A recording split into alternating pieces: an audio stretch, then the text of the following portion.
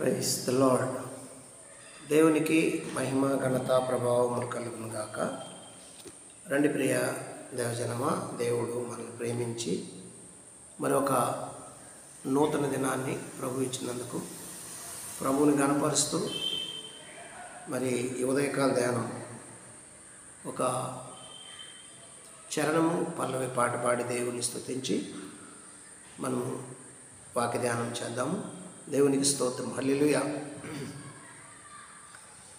ఏ పాపమెరుగని ఓ పావనామూర్తి పాప విమోచకుండా, నా పాలి దైవమా నా పాపములకు రాకి పాట్లు నొందినావా.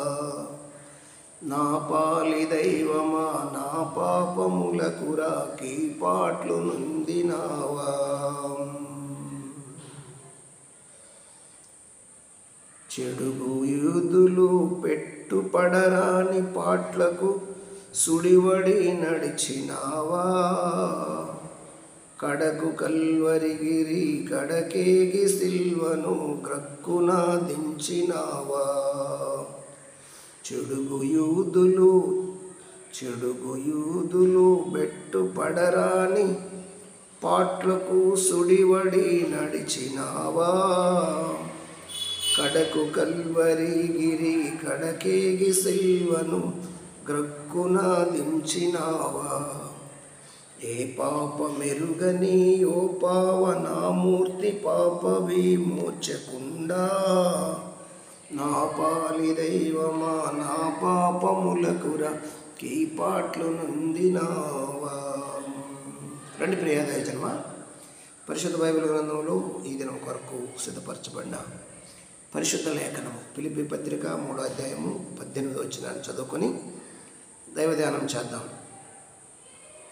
అనేకులు క్రీస్తు శిలువకు శత్రువులుగా నడుచుకొనుచున్నారు. వీరిని గూర్చి మీతో అనేక పర్యాయములు చెప్పి ఇప్పుడును ఏడ్చుచూ చెప్పుచున్నాను. ప్రార్థన. పరిశుద్ధుడు ప్రేమ కలిగిన తండ్రి, చదవబడిన వాక్యాన్ని నిలిచి మాకు వడ్డించి మాతో మాట్లాడి నీ స్వరం వినిపించండి. నీ దాసుని స్వరం బోరగా తీసుకోండి. మహిమా ఘనత పొందమని యేసునామమున అడుగుచున్నాను తండ్రి, ఆమేన్. హల్లెలూయా. దేవునికి స్తోత్రం. క్రీస్తు ప్రభునందు నాకు అత్యంత ప్రియమైనటువంటి దేవుని బిడ్డారా, దైవ సమాజమా, మరి నిన్నటి దినాన కొన్ని విషయాలు మనం ధ్యానం చేస్తూ వచ్చాము. ఏమిటి మనం ధ్యానం చేసిన విషయాలంటే, ఈ అహం ప్రాచీన స్వభావం, అహం అనే మృగం గాడు చనిపోవాలి పూర్తిగా.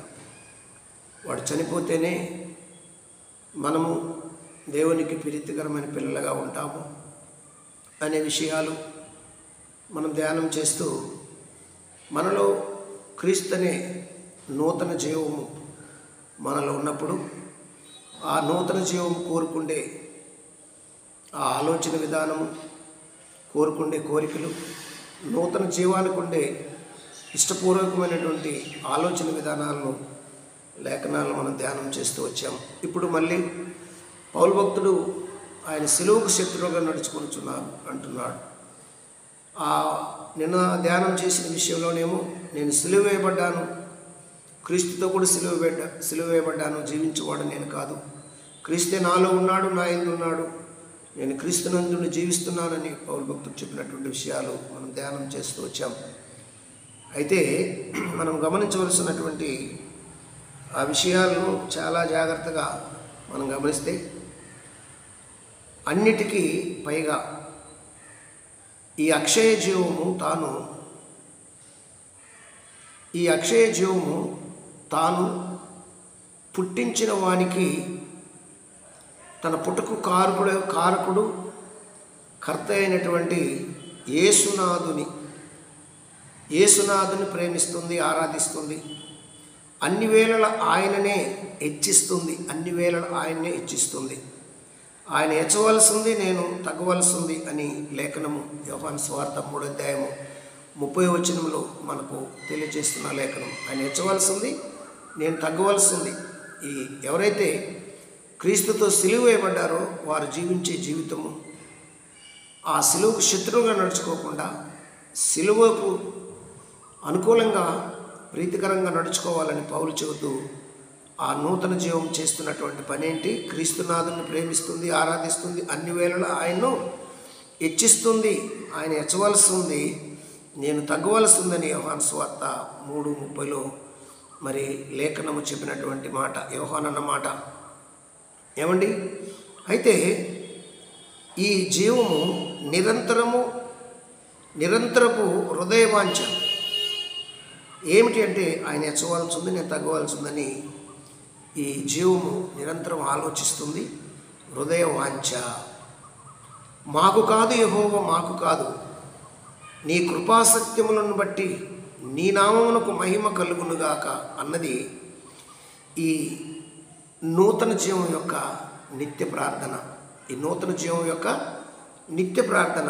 ఈ విధంగా ఎవరైతే ముందుకెళ్తారో వారు వారు దీవించబడతారు, ఆశీర్వదించబడతారు. తర్వాత ఈ జీవము కోరుకుండేది ఏమిటి అని మనం ఒకటి ఆలోచిస్తే, ఈ జీవము తన సొంత మహిమను వెదకదు, తన సొంత మహిమను ఎట్టి పరిస్థితుల్లో వెదకదు.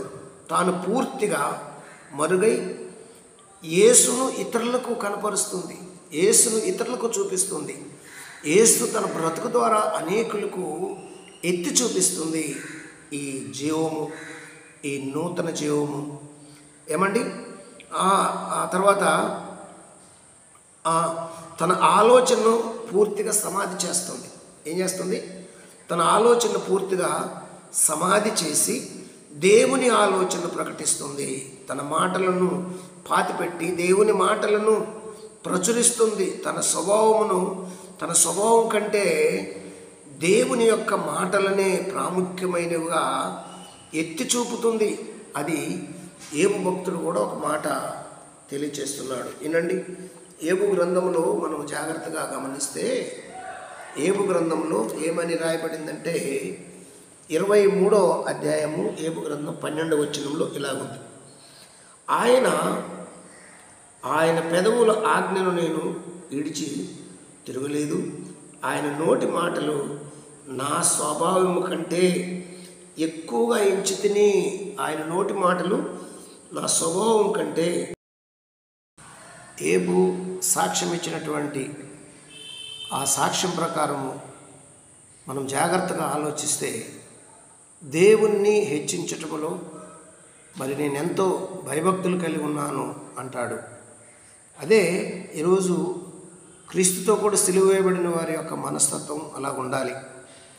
సత్యాన్ని ద్వేషించే ఈ విరోధులు ప్రపంచమంతా తనపైన ఆగ్రహమును, తనను హింసించి ఇబ్బందులు పెట్టినప్పటికీ కూడా తన ప్రాణప్రియుని కోసము కొంతైనా శ్రమపడి ఓర్చుకొని దేవుని యొక్క మాటలను మరి ప్రకటించి, నా దేవుని కొరకు కొంతైనా శ్రమపడగలిగాను అనే ఆ యొక్క సంతోషము ఈ నూతన జీవమునకు మిగిలి ఉంటుంది. ఏమండి?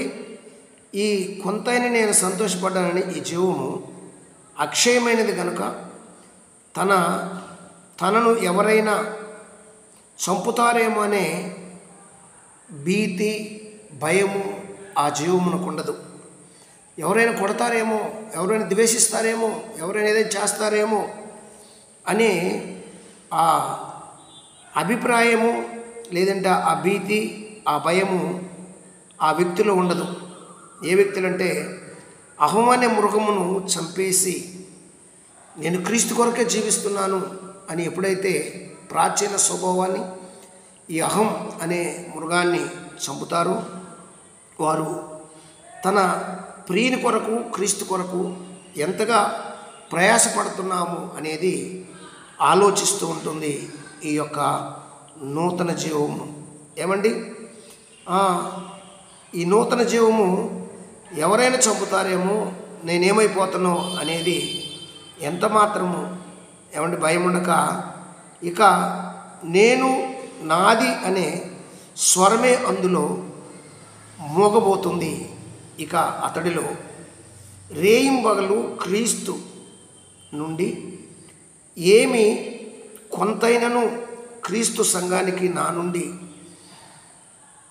నుండి ఏమి కావాలి, నేనేమి చేయాలి ప్రభు కోసము, ఏం పని చేయాలి ప్రభు కోసము, నా వంతుగా నేను ప్రభు పనిలో ముందుకెళ్ళాలి అని తహతహలాడుతుంది ఈ నూతన జీవము. కాబట్టి ఈ మృగమనే వాడిని సిలువ వేసినటువంటి వ్యక్తిలో ఈ నూతన జీవము క్రీస్తు నాలో జీవించుచున్నాడని పౌలిచ్చినటువంటి ఆ సాక్ష్యము నెరవేరుతుంది. ప్రియ దైవ జనాంగమా, క్రీస్తు నుండి నేను క్రీస్తు నా నుండి ఏమి కోరుతున్నాడు, క్రీస్తు సంఘానికి నా నుండి ఏమి కావాలి అనే ప్రశ్న మారుమోగుతూ ఉంటుంది. ఈ నూతన జీవంలో ఏం మారుమోగుతుంది? నేనేమి చేయాలి ప్రభు కొరకు, సంఘానికి నేనేం చేయాలి అని మారుమోగుతుంది. ఈ స్వరము మారుమోగుతుంది. ఇటువంటి నూతనమైన అక్షయమైన జీవము లేఖనము ఏమని పిలుస్తుంది తెలుసా? నవీన పురుషుడు. ఏమని పిలుస్తుంది? ఈ నవీనమైన స్వభావాన్ని, ఈ నూతన జీవాన్ని ఏమని పిలుస్తుంది లేఖనం అంటే నవీన పురుషుడు అని వ్యవహరిస్తుంది. ప్రియా దైవజన్మ పిలుస్తుంది.